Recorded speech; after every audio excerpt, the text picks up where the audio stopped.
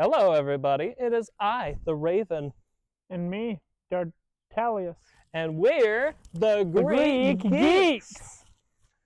Hello again, guys. Welcome back to our podcast. Today, we're coming at you with another fun little thing. Although this is a little bit less of a dive into a myth and more a dive into specific entities in Greek mythology. Ooh. So, you're familiar with the concept of being, well, you're familiar with the concept of the artistic process, right?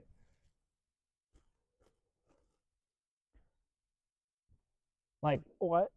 like, you're a writer, right? Yeah. You understand, like, how to write, like, how to create stories or whatever. Oh, yeah. You know the process of doing that. I kind of forgot. A little? Well, any of you guys with a creative mind, drawing up your OCs or making your own stories or whatever, you guys all know that doesn't really come on demand a lot of the time. Usually we have to wait for inspiration to strike us. And you know who's doing the striking? The 9 Muses. Oh. Yep. They're whispering into our little ears going, hey, dude, you should totally do this or this. You should totally stick a bomb under Derek's house. I'm teasing. I'm not gonna do that, silly. That's just the first thing that came to mind. Okay. Okay.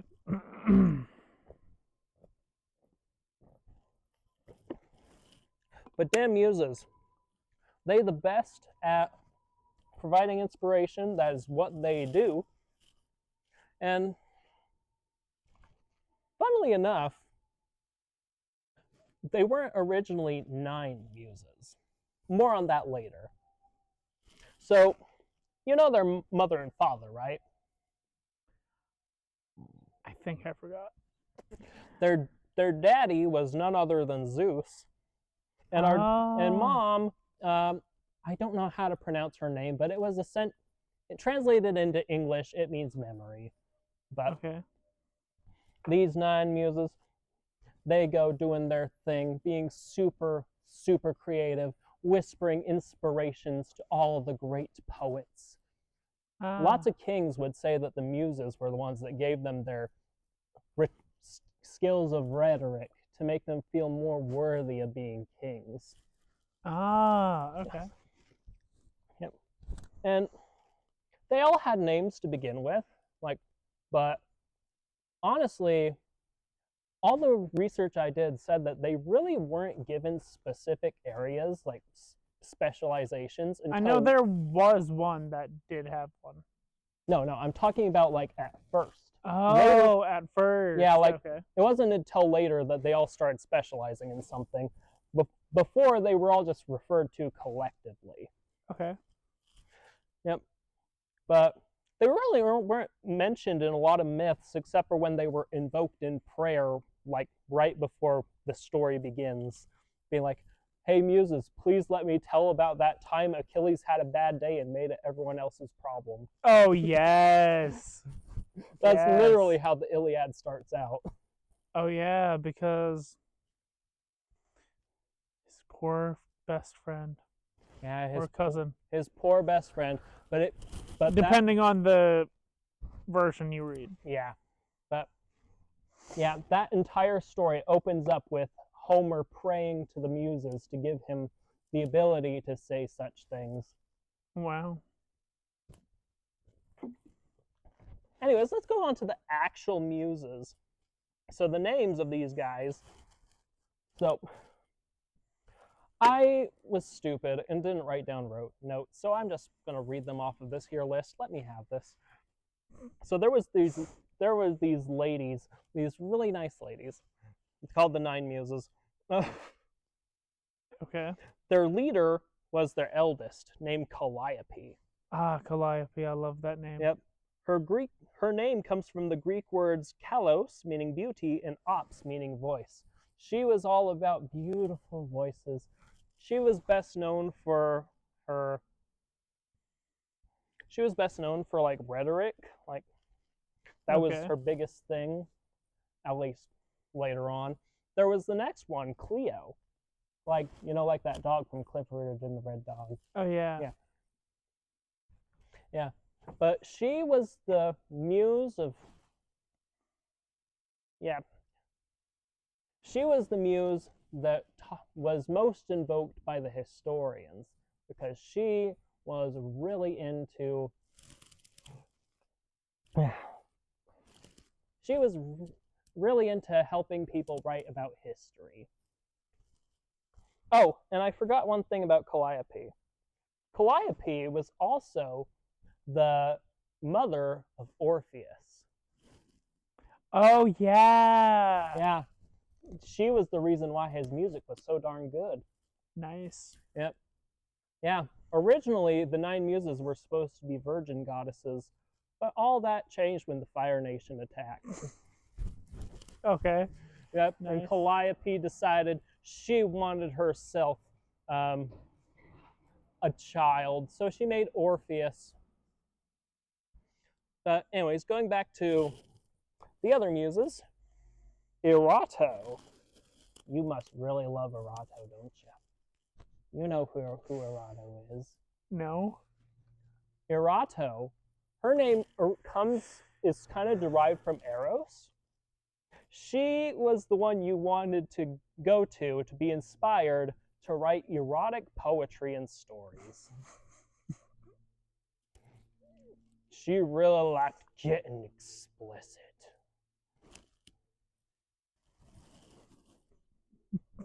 Yeah, you know all about that, don't you? Shut up. Oh, he says that whenever I'm right. It's not just whenever you're right. It's also when you're wrong. Yeah. Then there's Euterpe. I forget what her deal was, and frankly, the list isn't giving me these things. I'm going off those from memory. But there's Melpomene, which her words, well, her name goes off of the name, well, goes off of the Greek word for singing. Ah, okay.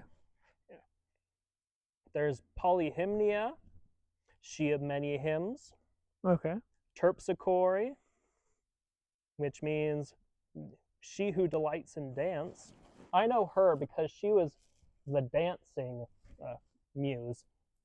Though hilariously enough, when she's depicted in myths and art, she isn't ever shown dancing. She's shown playing the lyre, often with her buddy Apollo. I guess you could say that she's a liar. Indeed, you could. There's also Thalia. Thalia sounds like a cool name. Yeah. She was the muse of comedy. Ah. Yep. So there was also Urania, which derives from heaven or sky. You would pay close attention to the fact that her name is Urania because that's basically the female version of Uranus. Ah. She is the muse of astronomy. Ooh. I don't know why that's considered an art form, but yeah, I don't understand why it would be either. Sometimes the Greeks are weird. We all know this. Yeah, we do. True. Yep. Oh, they literally say in this here list, like, who is responsible for what. So Euterpe is music, specifically, including flute playing. She was apparently the one credited with the invention of that instrument. Melpomene was the muse of tragedy, the sister of Thalia. Yeah. Polyhymna, sacred poetry, terpsichore, dance, and you know the rest. But Okay. there were stories and myths, like, for example, we're going to go into a myth involving one of the muses. So, Cleo, Yeah. Cleo. Yes. Yeah. Cleo, she had a bit of a bad run-in with Aphrodite. Oh boy. Yeah. She decided to make fun of Aphrodite for constantly getting goo-goo eyes and drooling over all these mortal men, especially that Adonis fellow. Oh yeah. Him. Yep. Aphrodite got so fed up that she blasted her with her goo-goo eye beam. Wait. Don't you mean Care Bear stare? Her Care Bear stare. And that made her fall in love with the mortal king of Macedonia, Pyrrhus. Pyrrhus. Now, this union resulted in the birth of none other than Hyacinthus. You know Hyacinthus, Oh right? yes, Yeah. the lover of Apollo. Yeah, the guy that got murked by a who got his frisbee. head cut off by a discus. Yeah. Imagine death by frisbee. What an embarrassing way Ouchies. Death's gotta hurt, dude. to go. Yeah. So they've got lots of things here saying honorable mentions. I've got one though that I have memorized, so I might as well say that one. Okay. So, you know the sirens? Yes. Those cute little bird women who would lure sailors to their deaths.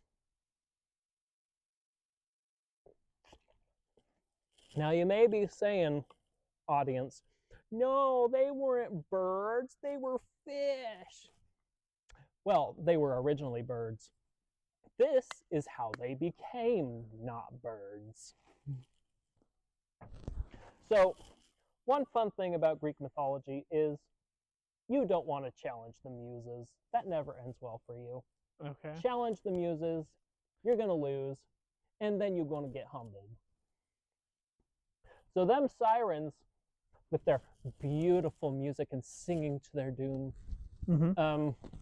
they were like, we can sing better than the Muses. Okay. Now this was overheard by none other than Hera.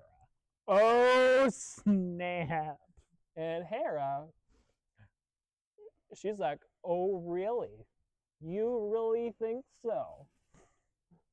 Well, let's put that to the test. No. So Hera calls over all the Muses, and she's like, hey, guess what? We're going to have a competition. I'm going to judge which one of you guys sings better. Okay. So the Muses go first. They sing a beautiful song of creation, love, and life. If we were here, it would probably bring us to tears.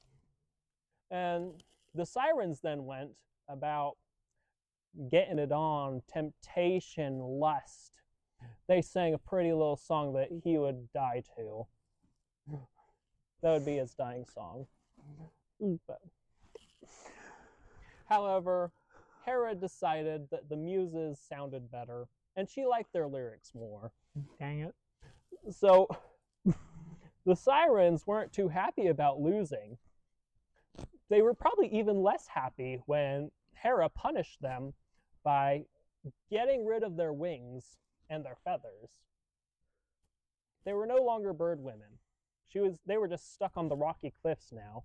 And she gave all the feathers to the Muses, who made them into crowns to wear. So, lots of depictions of the Muses have them wearing feather crowns after that. Wow. Yep. It was a fun story to hear about. I'm like, even the sirens are punished for hubris. Cool. Wow. Hubris. Yeah. Drink more water. Okay. Anyhow. Fine, I'll drink more water. So, I don't know where exactly they decided to merge the sirens with mermaids, but it happened eventually. I will never forget, and I don't want you guys to forget either, that they were originally bird women. Oh, I forgot. They were bird women. I still forgot. Well, then I'm going to have to tape Well, no, I'm going to staple a reminder to your forehead. No, you will not. I'm going to write it backwards so that you can see it in the mirror. No, you won't. Every time, No, you will not. And every time you look in the mirror, you're going to see the sirens were originally bird ladies. No. It'll be on your forehead for all eternity. No. Yes. No. You're only encouraging me. Anyhow, well, that's all the material I've got for us today, folks. You got any questions? Well, how come in Hercules, though, it only shows 5? See, probably because it would be really hard to find 9 different actresses to play all 9 muses, not to mention expensive. True. Oh, that reminds me. There's actually some debate back in Roman times over the muses. Like, some people were of the belief that there were not actually 9 muses. There was actually a lot of debate over how many there were, and that debate was actually well founded. Okay. See, when the muses were first thought of, there were only 3 muses. I don't remember their names, but there were 3 muses who inspired the 3 different art forms of Greek mythology, or the 3 different forms of creativity for the Greeks: the philosophy, the rhetoric, and the math. And by math, don't go groaning. It's not all about numbers. It's also about the pentamatic meter for music, the pattern of poetry, yeah, stuff like that. Oh yes, also the math required for like art, painting, mosaics, the like. Okay, I know there was one muse that was like the muse of like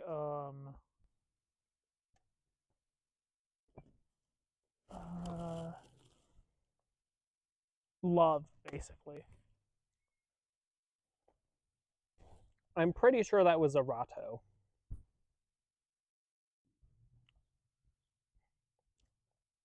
Yep, that was Erato.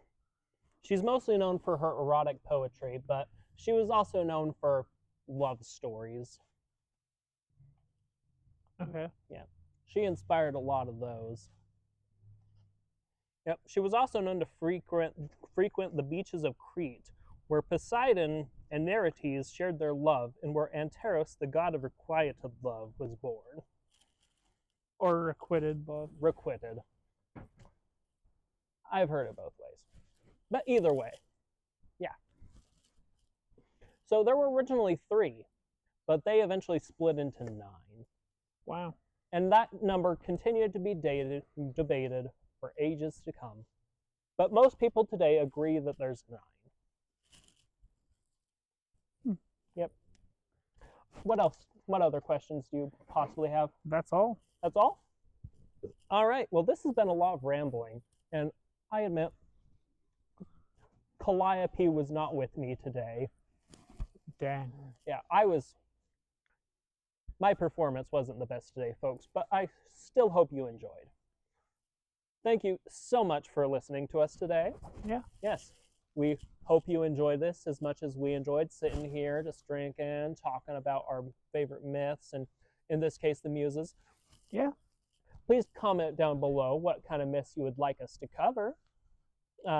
Please like if you think we deserved it. And as always, guys, subscribe if you want to see more of us. Yeah. Yep. Till next time, guys, stay geeky. Bye.